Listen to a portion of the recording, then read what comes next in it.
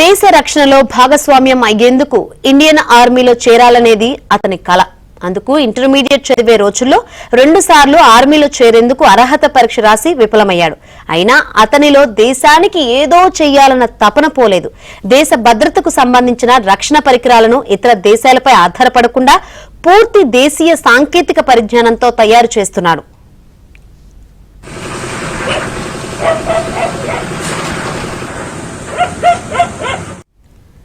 కాకినాడ జిల్లా యు కొత్తపల్లి మండలం వెంకటరాయపురం గ్రామానికి చెందిన నాగేంద్రకు దేశభక్తి ఎక్కువ.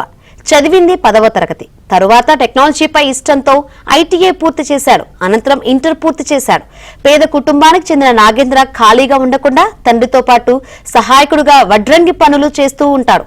ఆర్మీపై ఇష్టంతో చిన్న చిన్న చెక్క, ఇనుప వస్తువులతో రక్షణ పరికరాలు తయారు చేయడం మొదలుపెట్టాడు. ఈ క్రమంలోనే దేశ భద్రతకు సంబంధించిన రక్షణ పరికరాలు తయారు చేయడం ప్రారంభించాడు. 2019 చిన్న యుద్ధ ట్యాంకర్ తయారు చేశాడు. ఆ తర్వాత చెక్కతో AK-47 తయారు చేసి విజ్ఞాన ప్రదర్శనకు పెట్టాడు. విద్యార్థులకు కావలసిన సైన్స్ ప్రాజెక్టులకు సంబంధించిన పరికరాలు తయారు చేసి కళాశాలకు అందిస్తూ వస్తున్నాడు. కొమరగిరి వెంకటరాయపురం అండి మాది. నేను 10th క్లాస్ అయ్యి ఐటీఐ ఎంటర్ అయ్యి కంప్లీట్ చేయడం జరిగిందండి. ఇండియన్ ఆర్మీ కూడా 2 సార్లు వెళ్ళి ఫెయిల్ అయ్యానండి. అందువల్ల ఇండియన్ ఆర్మీ మీద నాకు ఇంట్రెస్ట్ ఇంకా పోలేదండి. అందువల్ల మన ఇండియా మీద ఎన్నో యుద్ధాలు జరుగుతున్నాయండి. ఆపరేషన్ సింధూర్తో కూడా యుద్ధాలు అన్ని డ్రోన్ రకరకాలుగా చేస్తున్నారండి పాకిస్తాన్ లో. దాని మూలంగా ఇండియన్ ఆర్మీకి సంబంధించిన ఒక మిలిటరీ నమూనా అన్నది తయారు చేయడం జరిగిందండి. ఇది తయారు చేయడం అంటే అంత సాధారణ విషయం కదండి. యుద్ధ ట్యాంక్ తయారు చేయడం అంటే కొన్ని మిస్సైల్ కూడా ఇంకా నేను తయారు చేద్దాం అనుకుంటున్నానండి. గవర్నమెంట్ అయినా కొంచెం స్పందిత సహకారం చేస్తే కనుక నాకు వాళ్ళకి గవర్నమెంట్ ద్వారా నేను ఎన్నో మిస్సైల్స్ అందచేయాలని నా కలండి. మా నాన్నగారు ఒక కార్పెంటర్ వర్క్ చేస్తారండి. నేను కూలి పనికి పోతున్నానండి.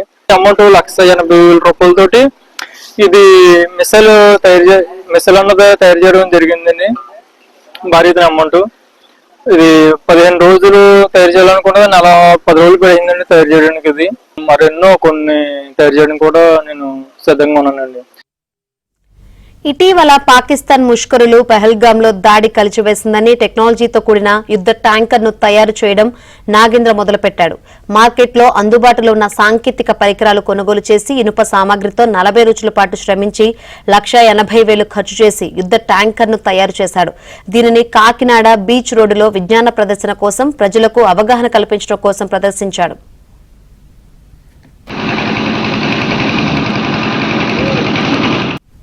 ప్రభుత్వం తరపున తోడ్పాటు అందిస్తే దేశం కోసం మరిన్ని రక్షణ పరికరాలు తయారు చేసి అందిస్తానని నాగేంద్ర అంటున్నారు. తన కొడుకు దేశానికి ఏదో చేయాలని నిత్యం తపన పడుతూ ఉంటాడని తండ్రి సంతోషం వ్యక్తం చేస్తున్నాడు. ప్రభుత్వం ప్రోత్సాహం అందిస్తే నాగేంద్ర మరిన్ని అద్భుతాలు చేసి చూపిస్తాడని కోరుతున్నారు.